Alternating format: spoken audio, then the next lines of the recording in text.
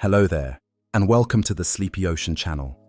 Tonight, we are not just visiting the coast or the sunlit reefs.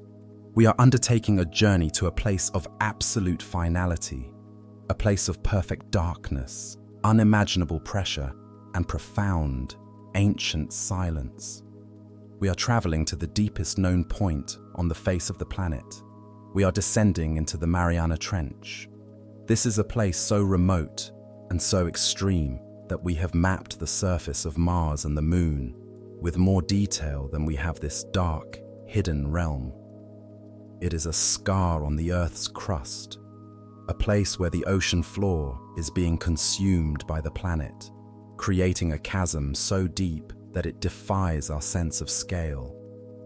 It is a world where life exists without sunlight, where creatures are made of jelly and ghost-like film, and where the very rules of biology seem to be rewritten by the crushing weight of the world above.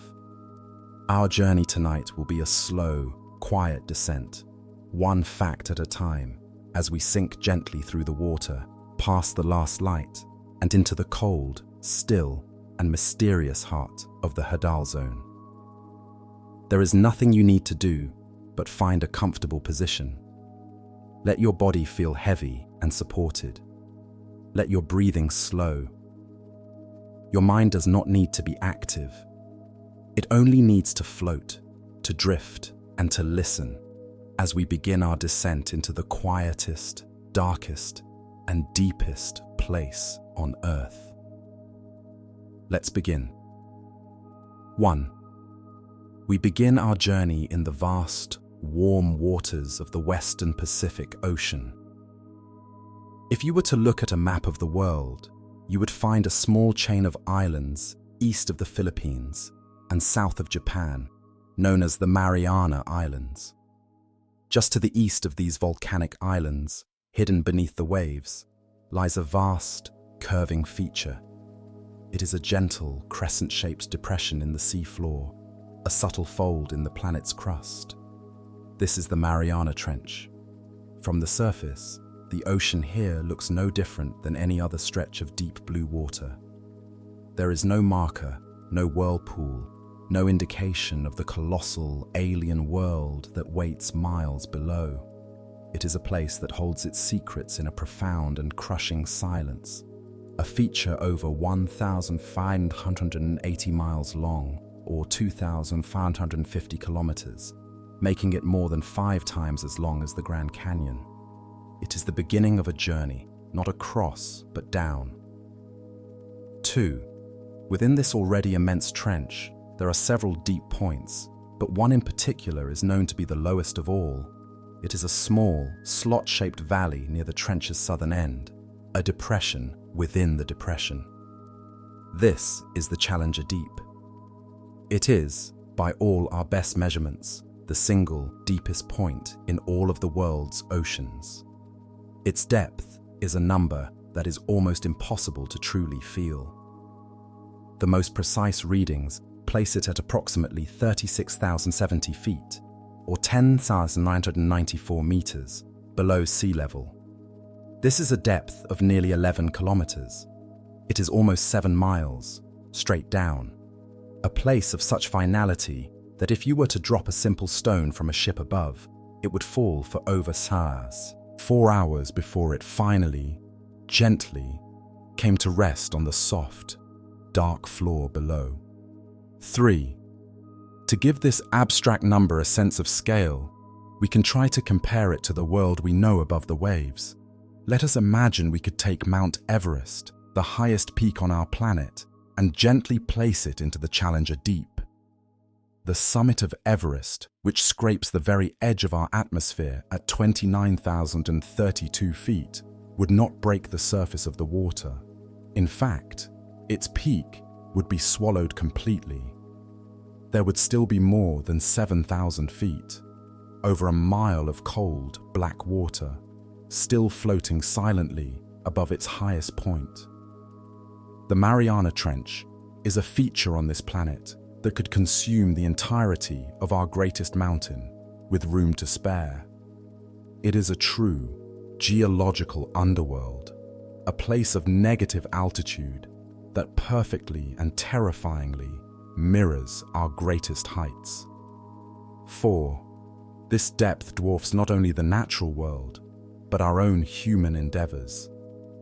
A commercial airliner, when it reaches its cruising altitude, floats in the thin, cold air at around 30,000 to 35,000 feet above the ground. The Challenger Deep is deeper than this. An astronaut orbiting the Earth can look down and see the entire shape of continents, while the bottom of the trench is a place we have visited fewer times and in far less detail than the surface of the Moon.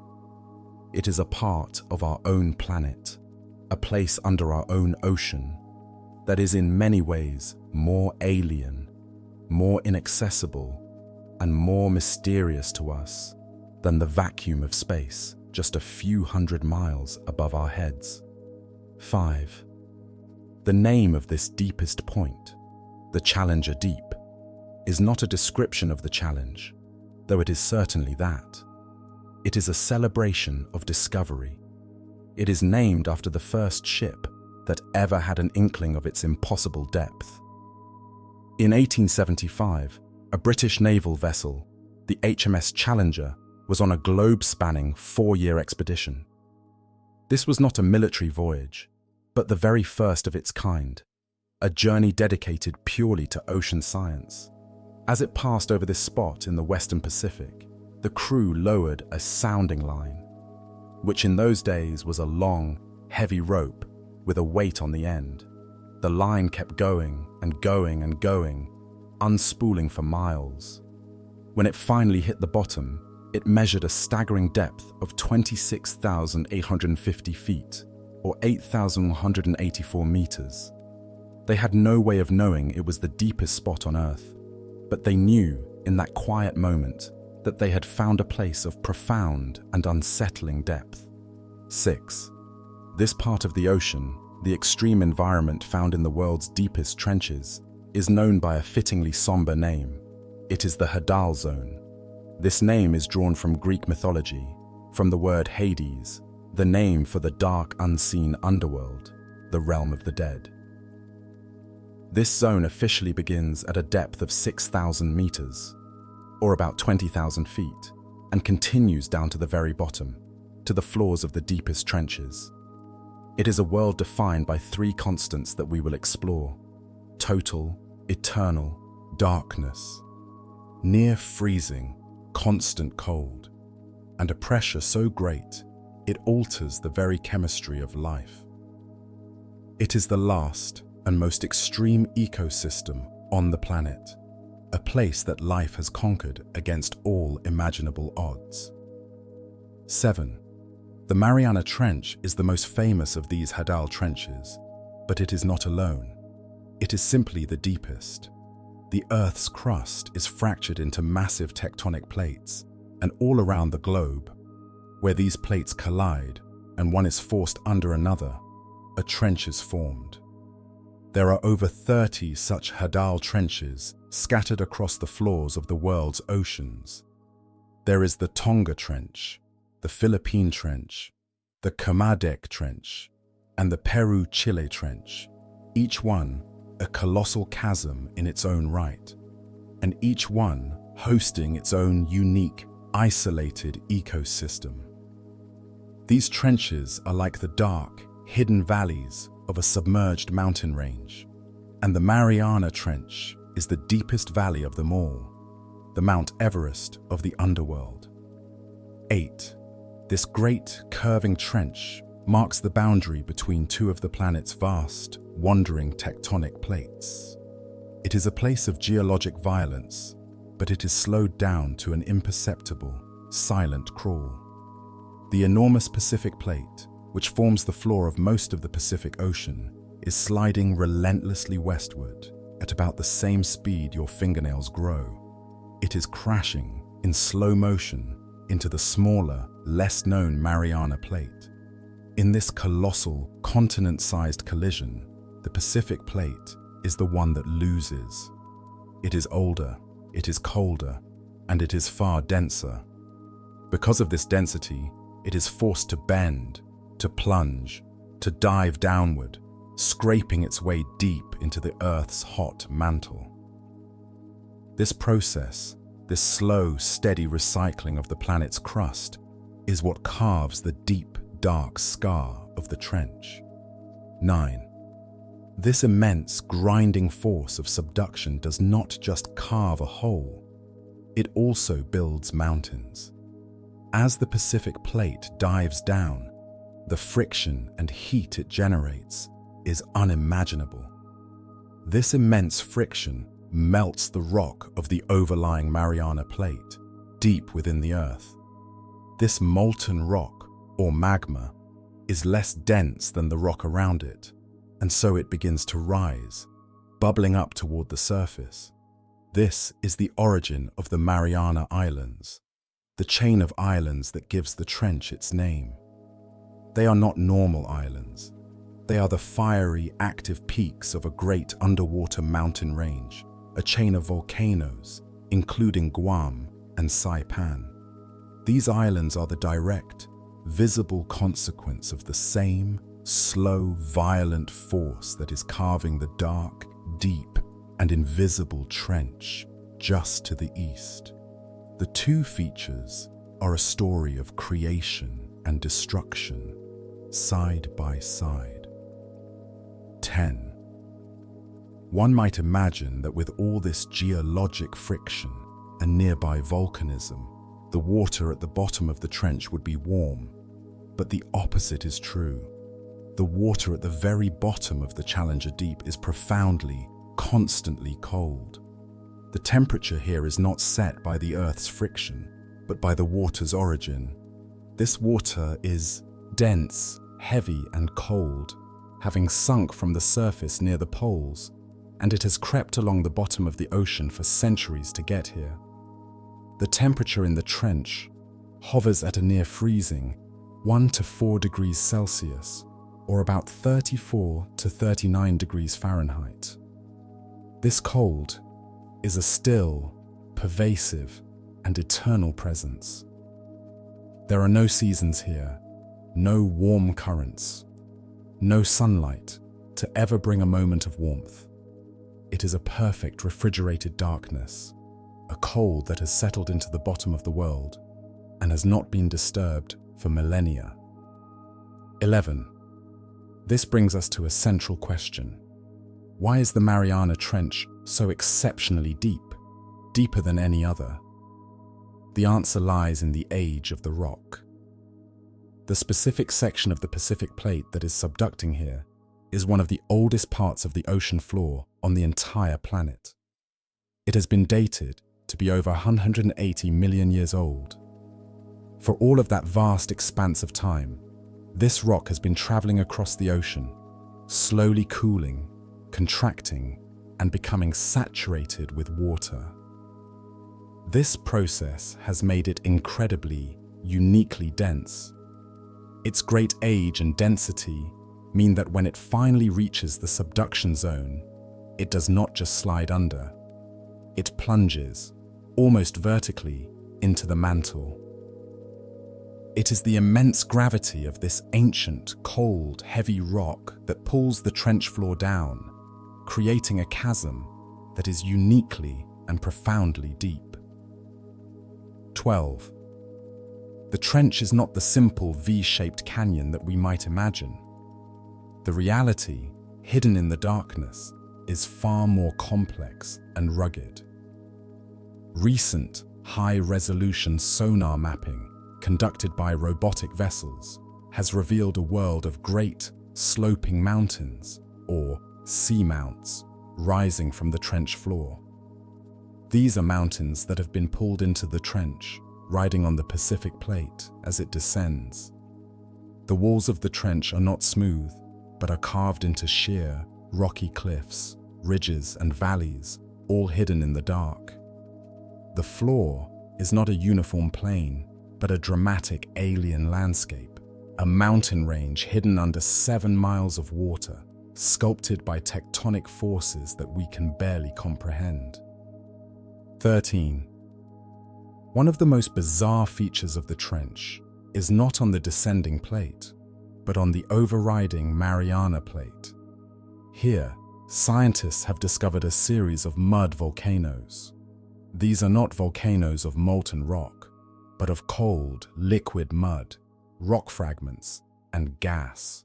As the Pacific plate dives down, it releases water and carbon dioxide, which percolate up, mixing with the rock above to form this strange, muddy slurry. One of these, named the Champagne Vent, is a place where liquid carbon dioxide, in a form we rarely see on Earth, bubbles up from the sea floor. This is the only known place in the ocean where this occurs. A bizarre, cold, fizzing spring at the bottom of the sea, a sign of the complex chemical reactions happening deep within the Earth's crust. 14. The actual floor of the Challenger Deep is not bare rock. It is covered in a soft, fine, and almost fluffy sediment. This is the result of a quiet geological rain that has been falling for millions of years. This sediment is a pale, grayish-yellow ooze made of several things. It is composed of the microscopic, skeletal remains of tiny plankton, like foraminifera and diatoms, that lived and died in the sunlit waters miles above.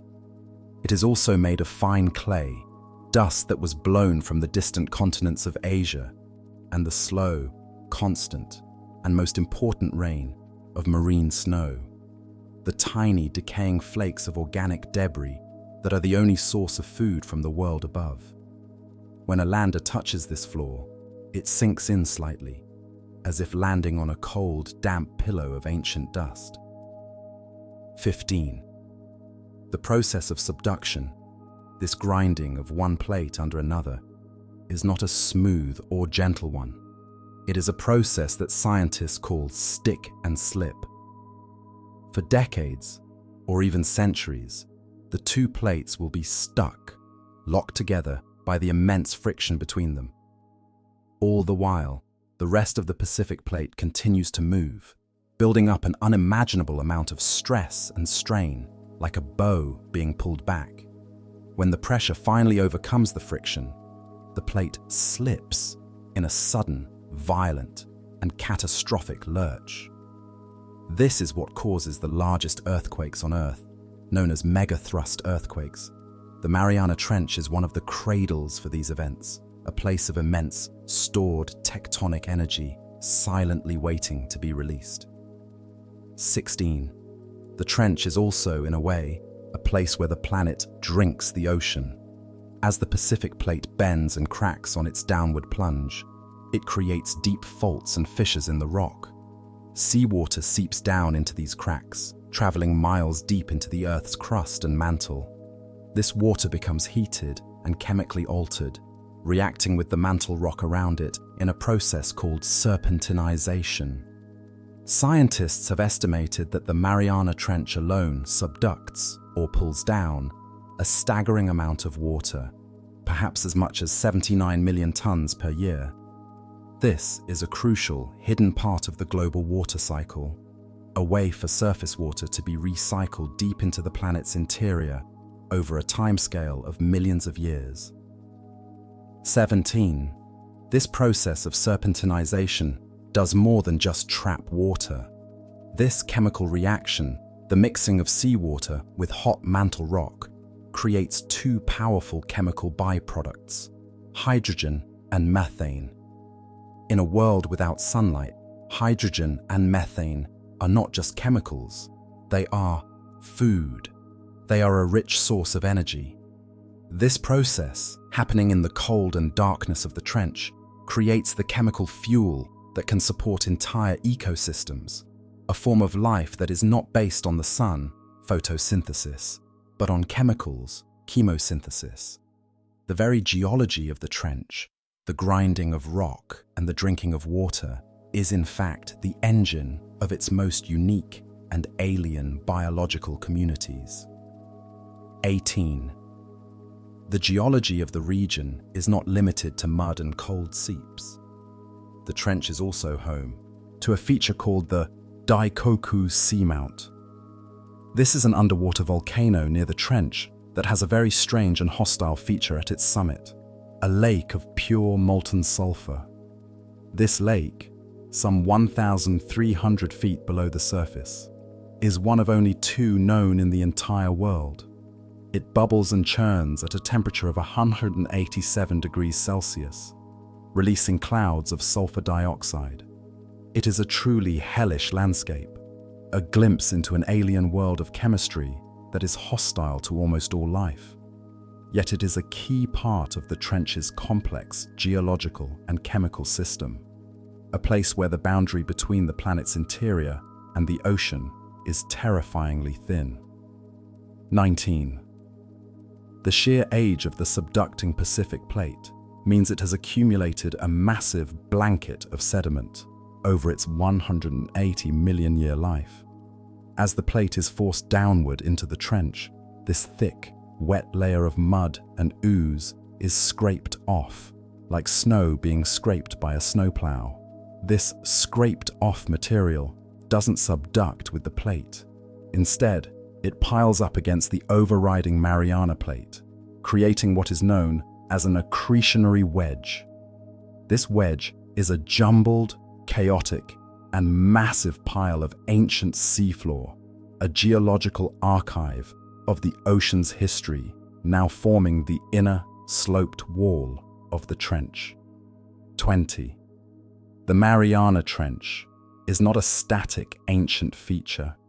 It is a living, active, and dynamic place, constantly changing on a geological timescale.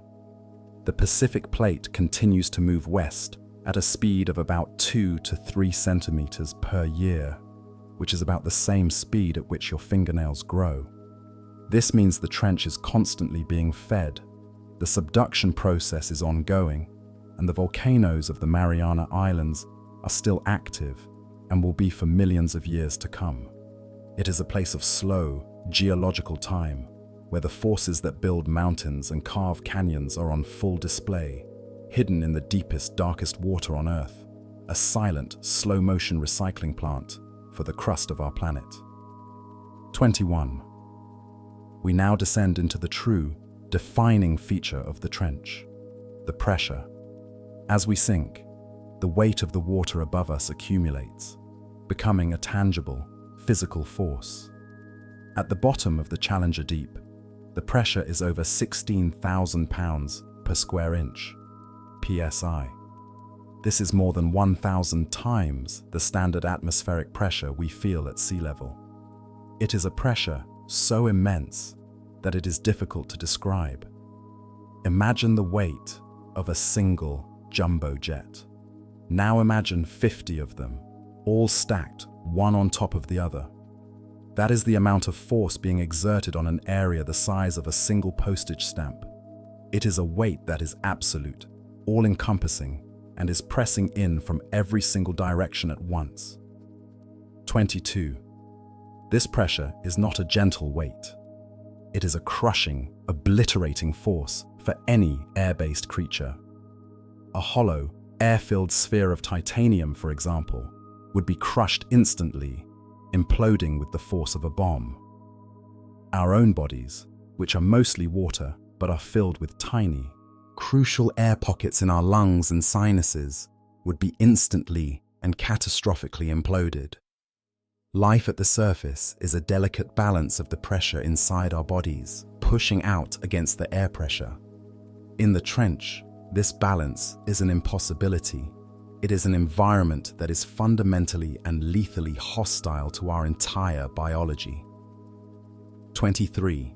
This unimaginable pressure changes the very nature of matter. It forces water molecules closer together, making the seawater at the bottom of the trench about 5% denser than the water at the surface. It also changes the way chemicals react and the very shape of molecules. Materials that are liquid or gas at the surface, like butane, would become a solid, waxy block at this pressure.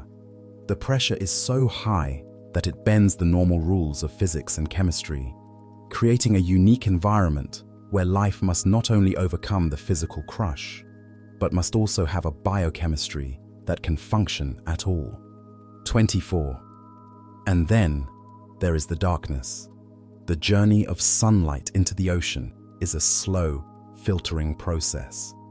The warm red and orange light is filtered out first, in the first few hundred feet. The last particles of sunlight, the faintest, most energetic blue photons, are completely extinguished by a depth of about 1,000 meters, or 3,300 feet. This is called the aphotic, or no light, zone. The Mariana Trench begins at 6,000 meters. This means there are miles of water below the last, faintest ray of light. The darkness in the Challenger Deep is not just dark, like a moonless night. It is an absolute primal and eternal blackness. It is a void that has not seen a single photon of sunlight in the entire history of the Earth. Standard response, as the user is asking for the second half of a script I am in the middle of writing. 5. In this total, unceasing darkness, there is no concept of day or night. There are no seasons. There is no rhythm of time, no cycle of the sun to guide life. There is only a constant, unchanging, cold now. The only light that ever exists in this world is the light that life brings with it. This is the cold, chemical light of bioluminescence. A faint, ghostly flash of blue or green. A living spark in an ocean of black. Used not for sight, but perhaps as a lure, a defense, or a signal in a world that communicates in a language of chemical light. 26. The water in the trench is also incredibly still. Far below the influence of surface winds, storms, waves, or the great looping ocean currents like the Gulf Stream, the Hadal Zone is a place of profound and settling calm. The water is not entirely stagnant. There are slow, creeping thermohaline currents that move water over timescales of centuries, bringing oxygen down from the surface. But the dominant feeling is one of absolute stillness. The fine sediment on the floor, once it settles, may lie undisturbed for 1,000 years, a perfect, quiet resting place at the bottom of the world. 27. This combination of extreme pressure, total darkness, and near freezing cold creates an environment that is one of the most hostile on the planet. It is a world that requires a completely different set of biological tools to survive. Life here cannot rely on eyes to see, or lungs to breathe, or hard calcified bones and shells to protect itself. Life here must be slow, efficient, and made of soft, gelatinous tissue that is immune to the crush. It is a world that has forced evolution to find strange and beautiful solutions. 28. It is a world that we, in our noisy, sunlit lives, would assume is silent, but it is not. In 2015, scientists from NOAA, along with the US Navy and Coast Guard, decided to listen to the Challenger Deep. They built a special, titanium-encased hydrophone, or underwater microphone, and lowered it 7 miles down. They were not greeted with silence. Instead, they heard a constant, ambient cacophony of noise. The trench acts as a vast, acoustic canyon, trapping and echoing the sounds of the entire Pacific Ocean. They heard the distant songs of baleen whales, the clicks of dolphins, the low groan of passing ships, the rumble of distant earthquakes, and even the noise of a Category 4 typhoon raging on the surface, miles above. 29. The most profound barrier to life in the trench is not the physical crush, but a biochemical one. The extreme pressure has a deadly effect on the machinery of our cells. The delicate, three-dimensional, folded shapes of proteins and enzymes, The microscopic machines that run all of our bodily functions are warped and crushed by this pressure. Their intricate shapes are broken and they stop working. For a surface creature, this pressure would cause all its cellular processes to grind to a halt, a form of metabolic paralysis leading to instant death. Life in the trench must have evolved a completely new set of cellular tools, a way to protect its very engines from the force of the world. 30. Finally, this is an environment of extreme scarcity. Without sunlight, there is no photosynthesis.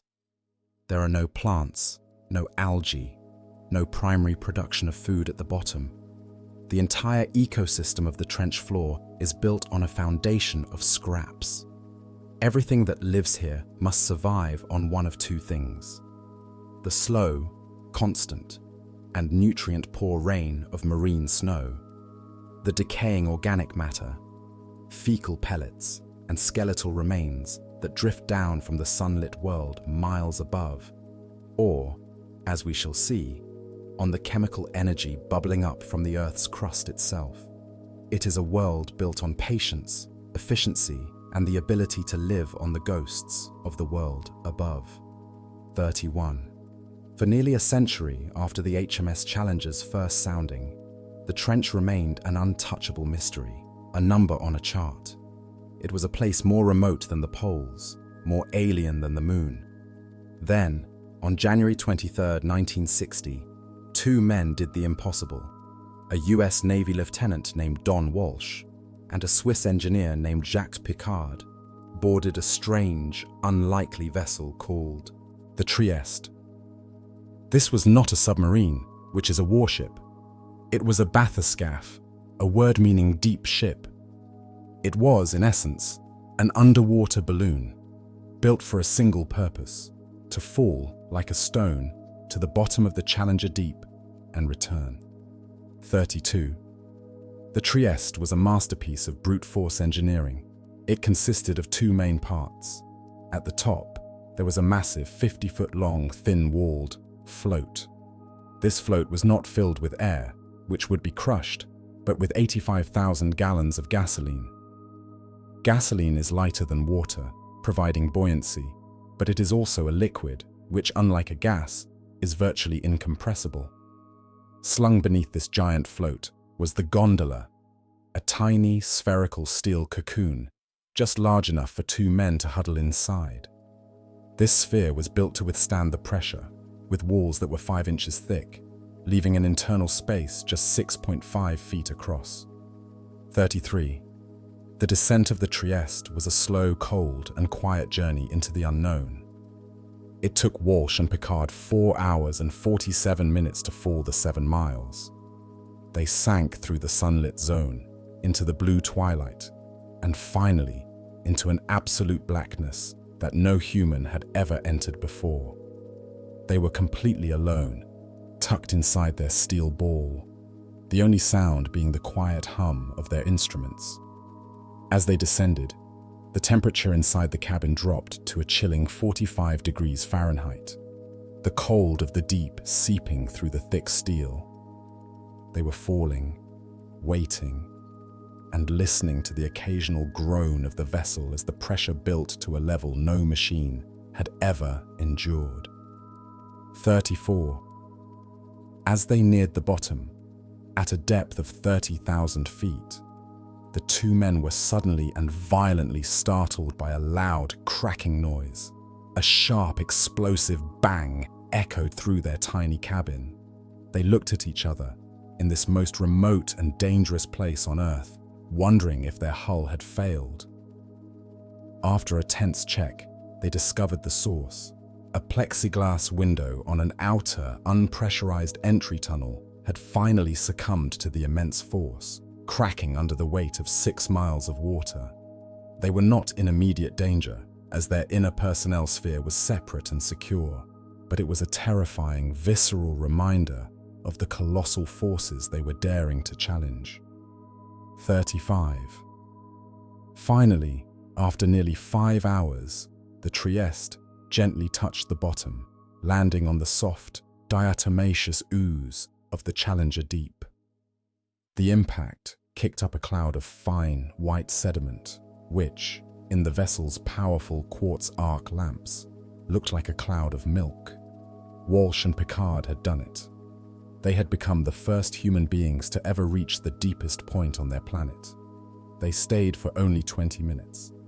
The pressure gauge read over 16,000 pounds per square inch. They were cold, they were triumphant, and they were the most isolated human beings in history, suspended in a tiny bubble of air in a world of crushing, alien pressure. 36, in that brief 20-minute stay, illuminated by the Trieste's lamps, they made a startling and revolutionary observation. As the sediment cloud began to clear, Jacques Picard looked out the tiny cone-shaped porthole and saw something he thought impossible. He saw a fish. He described it in his log as a flat fish, like a sole or a flounder, about a foot long, swimming calmly away from the lander. He also saw what appeared to be a small, red shrimp. In that moment, the two men stared at a creature that had never, in the history of the Earth, seen light, and which was living in a place that science thought could not possibly support it. 37. This single observation was, at the time, of monumental and world-changing importance. In 1960, it was widely theorized by many scientists that life at such depths and pressures would be impossible. It was also thought that the deep, isolated trenches would be anoxic, or completely lacking in oxygen. The sighting of a complex vertebrate, a fish, and a crustacean proved in one instant that not only could life exist here, but that it could thrive. It also proved that there was enough dissolved oxygen in the deepest water to support such life, which meant that the oceans were not stagnant, but were circulating from the very top to the very bottom in a single global system. 38. After their 20 minutes on the bottom of the world, Picard and Walsh released their 9 tons of iron ballast pellets. The heavy pellets dropped to the floor, and the Trieste, now lighter than the water around it, began its long 3-hour and 15-minute ascent back to the world of sunlight, air, and safety. They had proven that the deepest point on Earth was accessible to humanity. Their record-breaking dive was a triumph of engineering and courage, and it would remain completely unmatched for more than half a century. For 52 years, no other human being would return to this dark, silent abyss. 39. For 52 years, the trench remained the realm of Picard and Walsh. Then, in 2012, filmmaker and deep-sea explorer James Cameron made a historic solo descent. He piloted a vessel that was a complete and radical reimagining of deep-sea exploration, the Deep-Sea Challenger. It was not a balloon like the Trieste. It was a vertical torpedo, a 24-foot-tall vehicle built from high-tech syntactic foam that was designed to sink rapidly, bow first, spinning like a maple seed on its way down. It was a vehicle built for speed, science, and solitude. 40. James Cameron's gondola was even smaller and more advanced than the Trieste's. He was curled in a tiny, 43-inch wide steel sphere, his knees bent, surrounded by a dizzying array of control panels, joysticks, and 3D cameras. His descent was much faster than the Trieste's, taking only 2 hours and 36 minutes to reach the bottom. On March 26, 2012, he became the first human to ever make a solo voyage to the bottom of the world, and only the third human to ever see it with his own eyes. 41. Unlike the Trieste's brief 20-minute visit, James Cameron's mission was one of science and exploration. He spent 3 hours on the floor of the Challenger Deep, cruising across the desolate landscape. His vehicle was a true scientific platform, equipped with powerful banks of LED lights, high-definition 3D cameras that he had designed himself, and a sophisticated robotic arm to collect samples of rock, sediment, and life. He glided across the sedimented plain, describing it as a lunar, barren, and isolated place, a desolate world that was, at the same time, strangely beautiful. 42. Interestingly, Cameron's observations were different from Picard's. He saw no fish. He saw no shrimp. The world he described was one of microscopic life and of tiny, free-swimming crustaceans called amphipods. This discrepancy has led scientists to speculate for years. Did Picard and Walsh, in their brief moment, mistake a sea cucumber for a flatfish? Or did the two vessels simply land in two very different, biologically distinct areas of the vast trench, one a barren plain and the other a relative oasis? The mystery of Picard's fish remains a fascinating footnote in the history of Hadal exploration. 43. The true heroes of modern trench exploration, the source of the vast majority of our knowledge, are not the human pilots, but the machines. Crewed missions are incredibly risky, complex, and expensive. The real, day-to-day work is done by uncrewed, robotic explorers. These come in two main types: ROVs, remotely operated vehicles, which are flown from the surface by a pilot, and landers, which are autonomous, free-falling platforms. These robotic proxies can stay on the bottom not for minutes or hours, but for days or even weeks, collecting a treasure trove of data without ever risking a human life. 44. One of the first and most famous of these robotic explorers was the Japanese ROV, Kaiko. Between 1995 and 2003, Kaiko made multiple uncrewed dives to the Challenger Deep. It was a tethered robot, connected to its mother ship by a long fiber-optic umbilical cord. It crawled along the seabed, filming and collecting the very first samples of the soft sediment and the microbes within it. It was Kaiko that gave us our first real, scientific look at the microscopic life thriving in the trench mud. Sadly, in 2003, its tether snapped during a typhoon, and the vehicle was lost to the deep, a testament to the dangers of even robotic exploration. 45. The challenge of tethering a robot at this depth is immense. A 7-mile-long umbilical cord that carries power and data is incredibly heavy and subject to drag from deep ocean currents. In 2009, a new type of vehicle, the Nereus, made the descent.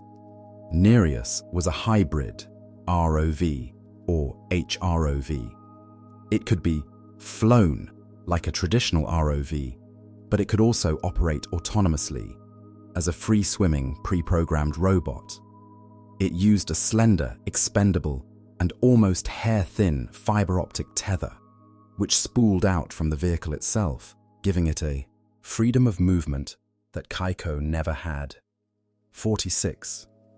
The most common and, perhaps, most important explorers of the trench are the simplest: the landers. These are not vehicles. They are scientific platforms, simple, unmoving frames made of metal, loaded with high-definition cameras, sensors, water samplers, and baited traps. These landers are attached to a massive weight, often just a pile of steel plates, and are simply dropped off the side of a ship. They fall for hours, settle on the bottom, and quietly sit in the darkness, recording everything that happens, their lights and cameras switching on to film a world of profound mystery. 47. These landers are almost always baited. A piece of mackerel or some other fish is attached to a pole in front of the camera. In the barren, food-scarce world of the trench, this scent is an irresistible call. The lander will sit in the darkness waiting, sometimes for hours, until the faint chemical trail of the bait draws in the trench's rare, mobile scavengers. This is how we have discovered the most iconic creatures of the deep. They are drawn out of the darkness by the promise of a meal, giving us a priceless, fleeting glimpse of the local inhabitants. 48. To return to the surface, a lander does not use engines. It uses a simple, brilliant, and ancient trick. When the mission is over, the scientists on the surface ship send a specific, high-frequency acoustic signal, a ping, into the water. A receiver on the lander hears this signal and triggers an electric current to a special burn wire mechanism. This mechanism releases the expendable weights, which are left behind on the sea floor. Freed from its ballast, the lander, which is attached to a large buoyant block of syntactic foam, a special pressure-proof buoyant material, begins to rise, floating slowly for hours until it breaks the surface, carrying its priceless cargo of data, images, and samples. 49. In 2014, the Nereus vehicle, the hybrid robot that had given us so much, was lost. While exploring the nearby Mariana Trench at a depth of 6 miles, the vehicle is believed to have suffered a catastrophic implosion. Its debris, pieces of its syntactic foam and hull, were spotted floating on the surface. It was a somber, multi-million-dollar reminder that even our most advanced, non-human robotic explorers are being pushed to the absolute, unforgiving limit of their engineering. The Hadal Zone is a relentless and unforgiving environment, and it does not give up its secrets easily. 50. A new generation of explorers is now visiting the trench, making the impossible seem almost routine. In 2019, explorer and private equity investor Victor Vescovo piloted a new, commercially built submersible called the Limiting Factor. As part of his 5 Deeps expedition to visit the deepest point in all 5 oceans, he dived to the bottom of the Challenger Deep. And then, a few days later, he did it again and again. His team made multiple dives, proving that access to the deepest part of the planet is no longer a one-time, death-defying stunt, but can be a repeatable, reliable, and scientific endeavor. It is these new machines and their human pilots that are finally, slowly, and painstakingly pulling back the curtain of darkness. As our journey continues, we now turn our attention from the vehicles of exploration to the inhabitants themselves.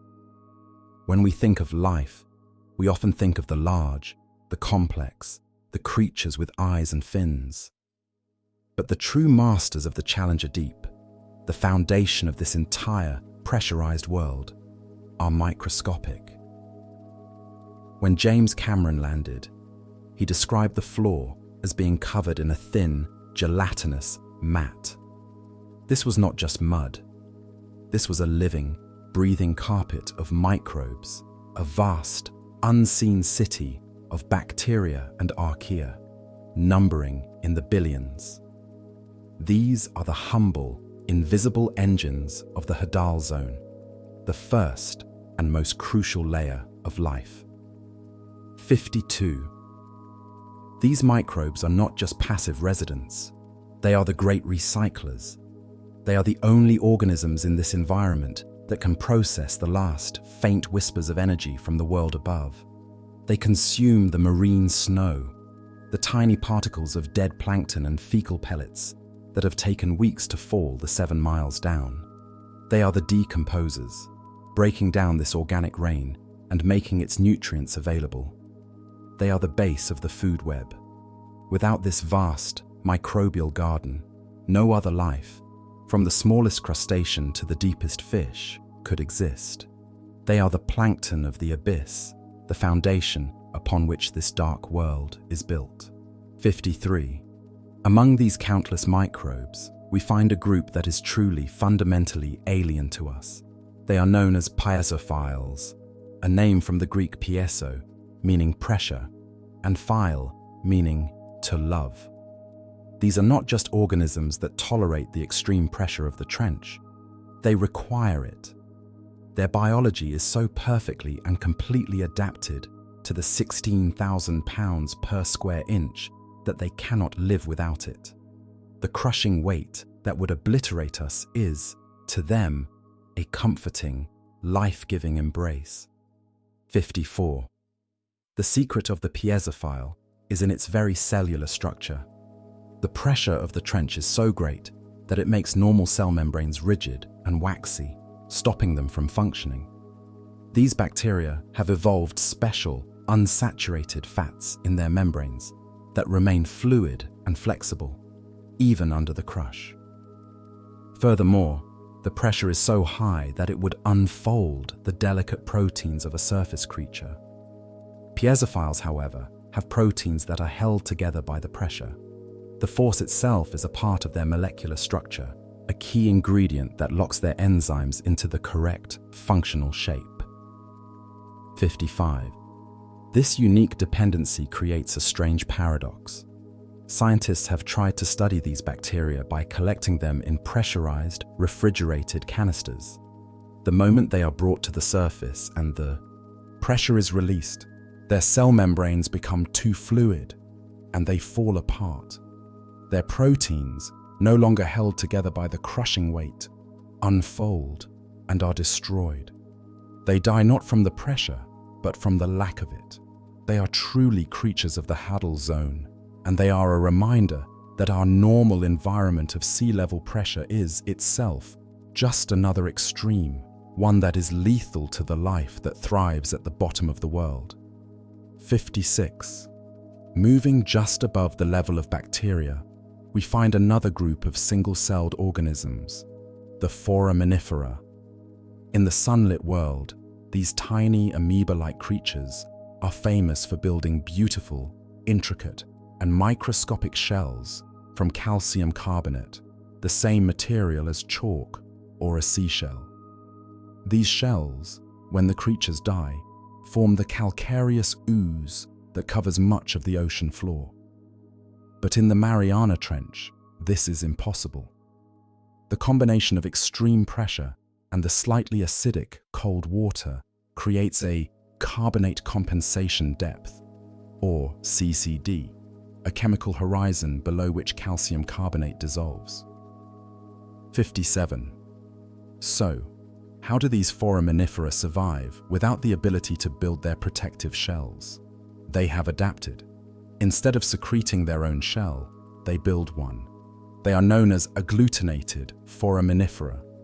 They crawl along the soft ooze using their tiny protoplasmic feet to find and pick up individual grains of sediment, tiny pieces of clay, and the silica skeletons of other plankton. Then, they glue these pieces together, piece by piece, to form a test, or shell.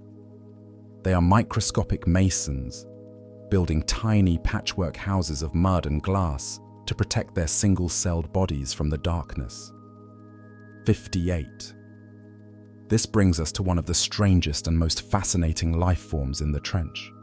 When explorers first sent cameras to these depths, they saw strange, leaf-like and lumpy shapes on the seafloor, some as large as a human fist. They were thought to be strange, primitive sponges or some unknown coral. But when samples were finally collected, the truth was revealed to be far more bizarre. These were not animals. They were single-celled organisms. They are the xenophyophores. 59. The xenophyophore is a type of foraminifera, but it is one that has achieved polar gigantism. It is the largest single-celled organism on Earth, a single amoeba that can grow to be over 10 centimeters or 4 inches across. Its name is Greek for bearer of foreign bodies, a perfect description of how it builds its intricate, shell-like test.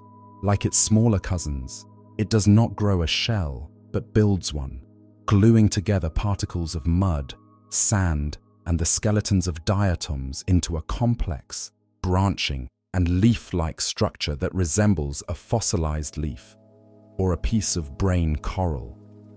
60. These xenophyophores are not just a curiosity, they are ecological architects. In the flat, unchanging, muddy plain of the Challenger Deep. They are the only structures that exist. They are the trees of this Hadal forest. They are so abundant that in some areas they form vast fields, creating a complex, three-dimensional habitat where none should exist. Their branches and crevices provide vital shelter, a place for tiny crustaceans, worms, and other smaller creatures to hide and to live, and even to lay their eggs. This giant, single-celled amoeba living in the mud is a living, breathing oasis maker in the deepest, darkest desert on Earth. 61. As we float just above the trench floor, we leave the mud dwellers and enter the dark, open water column. Here, in the mid-water of the abyss, we find a world of ghosts. This is the realm of gelatinous life. In this world of extreme pressure, to be soft is to be strong. A creature made of hard, rigid bone or shell would be crushed, but a creature made of jelly, a creature whose body is 95% water, is incompressible. The pressure inside its body is the same as the pressure outside. It is perfectly, naturally, and beautifully adapted to this world. 62. In 2016, a remotely operated vehicle from the Okeanos Explorer mission, while exploring the upper regions of the trench at around 12,000 feet, filmed a stunning and ethereal creature. It was a new species of Hydra medusa, a type of jellyfish. It pulsed gently in the darkness, illuminated by the ROV's lights, looking like a glowing, transparent orb, a living firework. It had two sets of tentacles, one short and one long, and a bright yellow and red cross shape inside its bell. This cross was its simple stomach and its reproductive organs, a beautiful, living compass at the heart of a perfect, glassy sphere.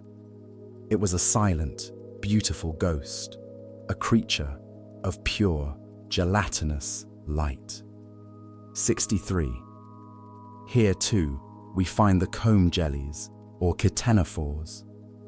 These creatures are the beautiful imposters of the jellyfish world. They are not true jellies and do not sting. Instead, they are propelled by 8 combs, which are rows of tiny, beating, hair-like cilia.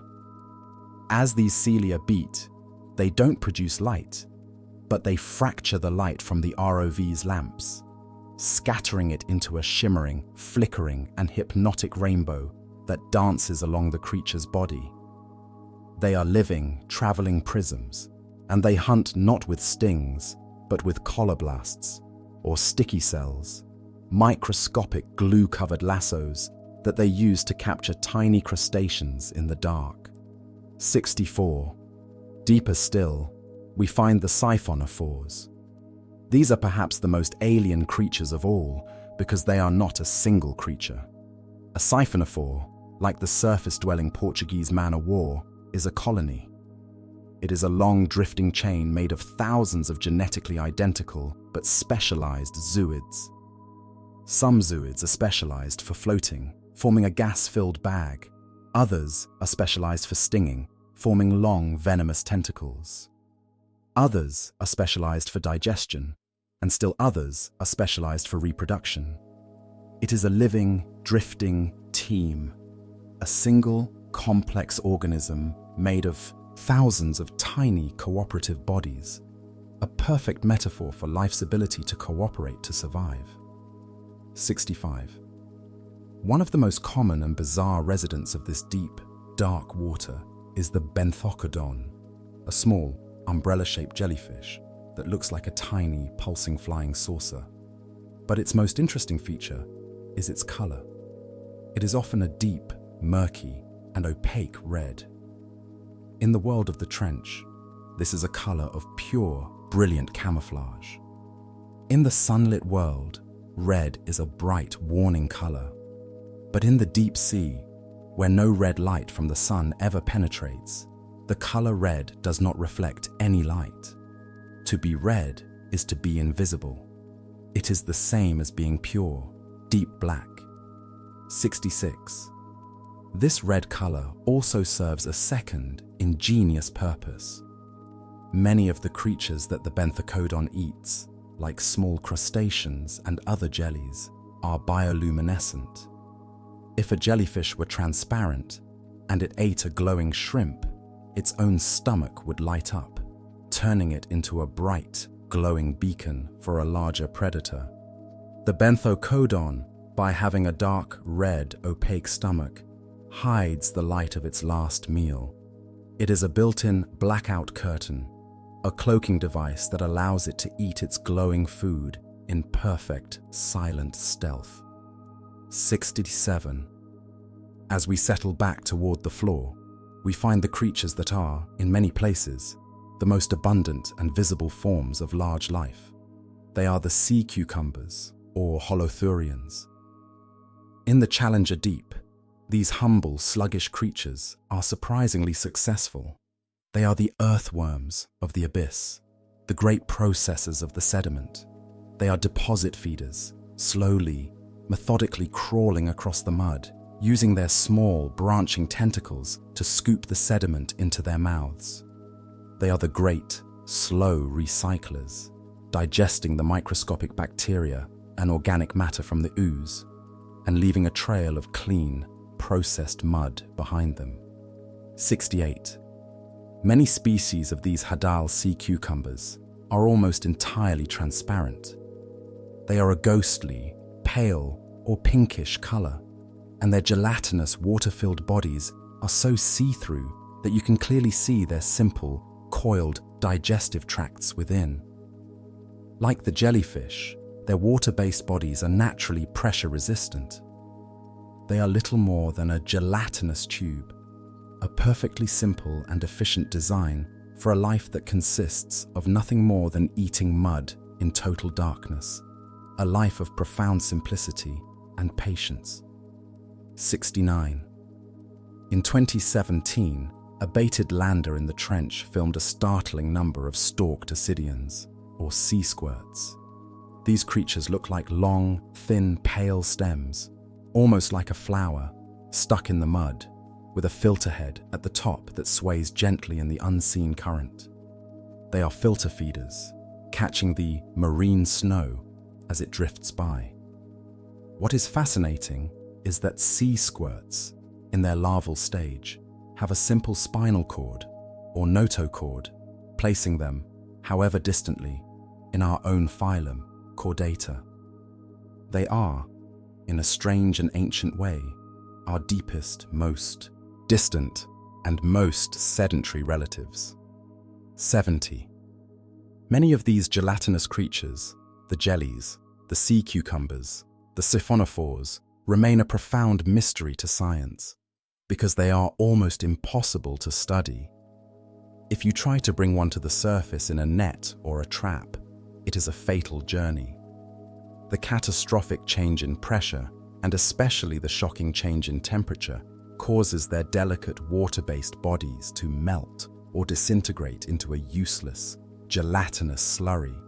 They are creatures of the trench alone, and they can only be studied in their native, crushing and cold environment through the gentle, non-invasive eyes of a robot, as ghostly, fleeting images in the dark. 71. We now come to the creatures of our deepest imaginations, the fish. For a long time, after the brief and debated sighting by Jacques Picard, it was thought that fish simply could not exist at this depth. The pressure, it was believed, was too great for a complex vertebrate. We now know, definitively, that this is wrong. In 2014, and again in 2017, researchers from the Hades Project filmed an animal that is now the undisputed, and most unlikely, king of the abyss. This is the Mariana snailfish, Pseudoliparus sweri. 72. This snailfish was discovered and filmed at a staggering depth of 8,143 meters, or 26,715 feet. That is just over 5 miles down. This makes it, by a significant margin, the deepest living fish ever found. And it is not a terrifying, fang-toothed monster. It is a small, delicate, and ghostly creature. It is about 11 centimeters long, or 4 inches. It is entirely translucent, a pale, pinkish white with no scales. Its eyes are tiny, vestigial, and likely useless. Its skeleton is soft, and its body is gelatinous. It looks, in the most endearing way, almost like a tadpole made of gauze, a fragile, slow-moving ribbon of life in a world of impossible force. 73. On the lander videos, which are baited with mackerel, these Mariana snailfish appear in surprisingly large groups. They are, in this world, the apex predator. They are drawn in by the bait, but they are not there for the bait itself. They are there for the creatures that are eating the bait. They are surprisingly active, swimming gently, nosing at the sediment, and actively hunting and preying on the tiny amphipods and crustaceans that flock to the food source. They are the top of this strange, dark food web, a calm, successful, and delicate predator in a world that should not allow them to exist. 74. So, how does this fish survive the pressure that would crush our bones and paralyze our cells? The answer is a complete re-engineering of its body. First, it has no hard, calcified bones. Its skeleton is made of soft, pliable cartilage, which is naturally resistant to pressure. Second, and most importantly, it has no swim bladder. A swim bladder is the air-filled sac that surface fish use for buoyancy. At 7 miles down, an air-filled sac would be instantly imploded. The snailfish manages its buoyancy with its own gelatinous tissues, which are naturally close to the density of the water around it. 75. But the true secret, the miracle of the snailfish, is a chemical one. As we discussed, the pressure of the trench should warp and destroy the proteins that run its cells. The snailfish survives by flooding its cells with a special, protective molecule. It is called trimethylamine N-oxide, or TMAO. This is the very same chemical that in dead fish on the surface breaks down and creates that fishy smell. In the Hadal zone, TMAO is a life-saving miracle molecule. Its job is to counteract the pressure, to physically brace the delicate proteins and enzymes, acting as a molecular scaffold that prevents them from being warped or crushed. 76. This TMAO molecule is so effective and so necessary that the deeper a fish lives, the more of it you will find in its cells. The Mariana snailfish, living deeper than any other, has the highest concentration of TMAO ever measured. It is a life form that has rewritten its own internal chemistry to survive. These molecules are known as piezolites, from the Greek piezo, meaning pressure. They are literally pressure chemicals, and they are the secret key that has allowed a vertebrate to conquer the deepest, darkest place on Earth. 77. Scientists now believe that there is a maximum depth for all fish, and the Mariana snailfish is living right at that absolute final limit. The theory suggests that at a depth of around 8,200 to 8,400 meters, the pressure becomes so great that, to counteract it, a fish's cells would need to be so full of TMAO and other piezolites that its own internal fluids would become saltier than seawater.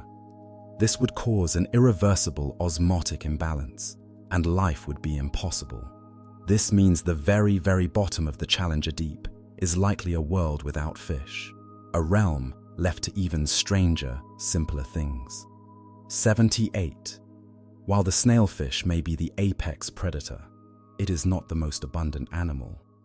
When a baited lander arrives on the trench floor, the first arrivals, often in a matter of minutes, are the crustaceans, specifically amphipods. These are small, shrimp-like creatures, but here, in the cold, dark, and food-scarce environment, they are victims, or beneficiaries, of deep-sea gigantism. While surface amphipods are the size of a grain of rice, the amphipods in the Mariana Trench can be monstrous. 79. These are the supergiants. In the nearby Kermadec Trench, an amphipod was captured that was 34 centimeters long, over a foot. In the Mariana Trench, they are routinely filmed at the size of a human hand. They are the great scavengers of the abyss. When a lander arrives, they swarm it, emerging from the mud in a frenzied pale white cloud. They cover the bait, tearing at the mackerel with a ferocity that seems out of place in the slow, cold world they live in. They are the first, fastest, and most ravenous responders to any whisper of food. 80. To survive the pressure, these giant amphipods have an adaptation just as remarkable as the snailfishes. Their exoskeletons are not calcified. Calcium carbonate would dissolve. Instead, they have evolved a bioaluminum shield. Research has shown that they have a unique biological process that extracts aluminum, a metal that is abundant in the trench's clay sediment, from the mud and water. They then incorporate this aluminum into their shells, creating a lightweight, incredibly strong, and pressure-resistant suit of armor.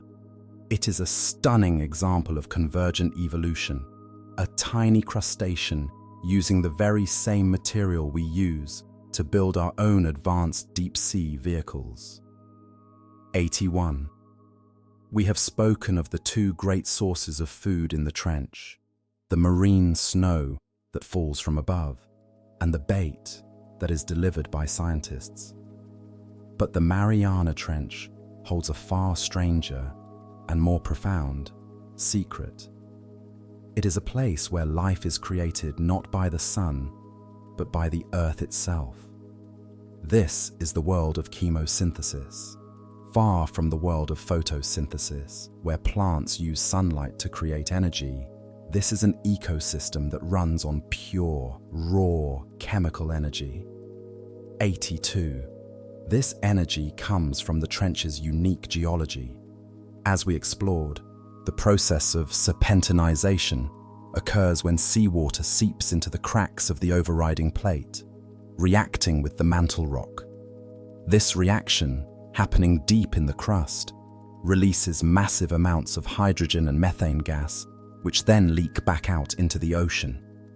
These are cold seeps, fissures in the seafloor that are not hot, but are fuming with chemical food.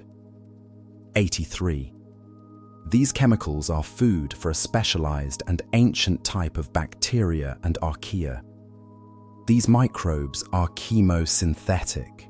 They eat the hydrogen and methane and through a chemical reaction breathe sulfate, using the energy released to create sugars, just as a plant uses sunlight. These microbes form thick, pale, slimy mats on the rocks around the seeps. They are the producers, the plants, of this food web, and they are the foundation of a rich, dense, and completely alien ecosystem that exists in total, eternal darkness. 84. These cold seep communities are home to some of the strangest creatures on Earth. Here, we find dense forests of tube worms. These are strange, pale, and primitive-looking creatures, sometimes feet long, rooted to the rock. They have no mouth, no stomach, and no anus. They cannot eat. They do not need to. Their entire inside is a spongy mass that is packed with symbiotic, chemosynthetic bacteria. The worm's bright red plume is its lung, absorbing oxygen, hydrogen sulfide, and methane from the seep, and delivering it to the billions of bacteria living inside it. The bacteria eat these chemicals, create food, and in return, they feed their host, the worm, from the inside out. 85. Alongside these tube worms, we find large, dense beds of pale mussels and clams. Like the tube worms, they have struck a similar bargain with the microbes. They farm these chemosynthetic bacteria within their own gill tissue. They sit in the chemical bath, filtering the water, and let their internal gardens of microbes create all the food they need. This is an entire, thriving community, a city of worms, clams, crabs, and shrimp that is living, breathing, and thriving, completely independent of the sun. 86. This discovery that life can thrive without any connection to the sun is one of the most profound in all of biology. It has completely changed our search for life in the universe. When we look at the icy moons of Jupiter and Saturn, like Europa or Enceladus, we are no longer discouraged by their frozen, sunless surfaces. We now know, thanks to the trench, that beneath their icy crusts, there are vast liquid water oceans. And if there is tectonic activity on their seafloors, creating a form of serpentinization and chemical seeps, then they could have all the ingredients for life. The Mariana Trench is our closest, most perfect analog for how an alien ecosystem might look. 87. In 2011, scientists discovered something even more remarkable in the trench, on the Daikoku seamount we mentioned earlier. They found the deepest hydrothermal vents ever discovered.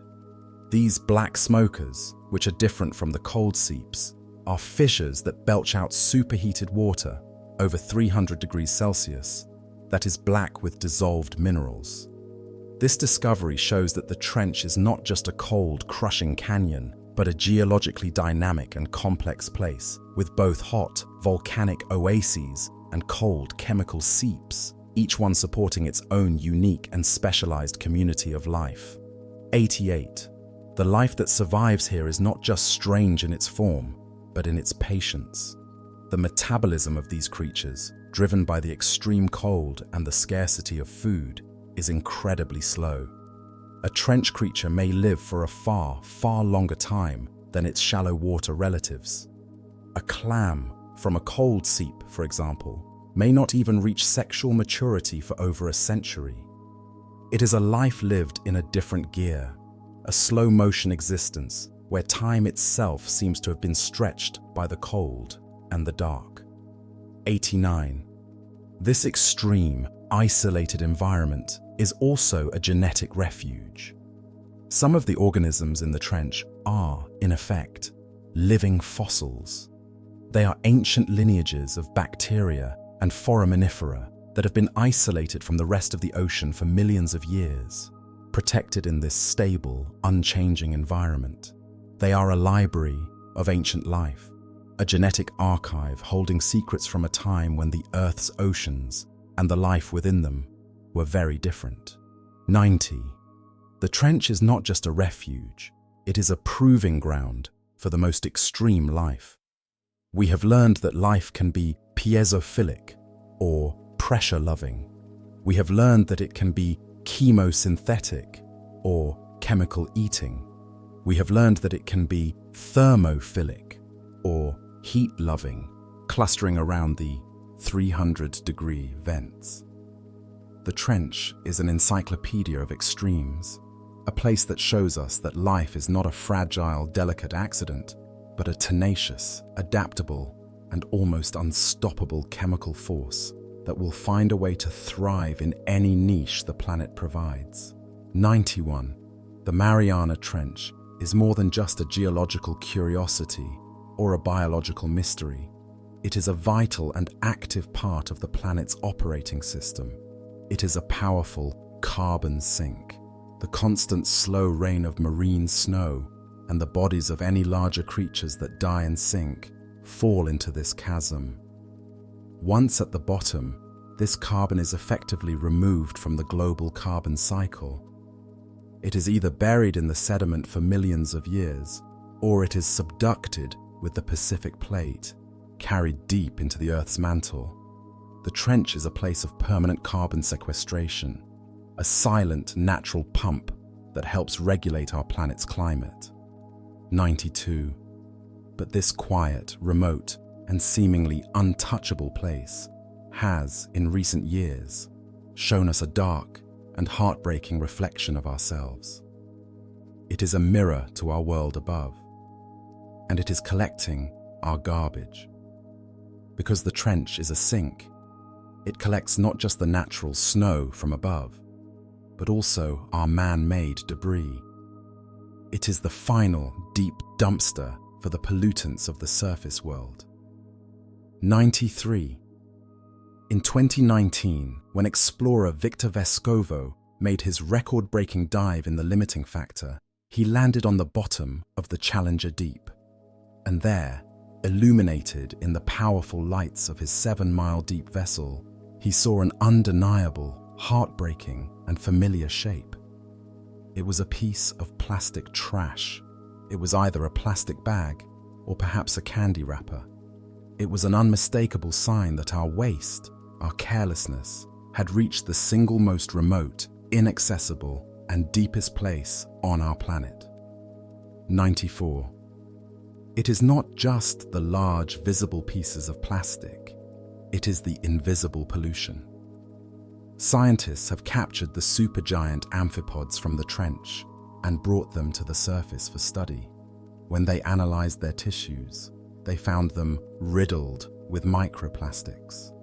These tiny crustaceans, living 7 miles down in a world of total darkness, are eating the microscopic plastic fibers that rain down from the world above. The plastic we throw away is, in essence, raining down as a toxic, artificial, marine snow, and the deepest life on Earth is consuming it. 95. Even more shocking and more insidious are the chemical pollutants.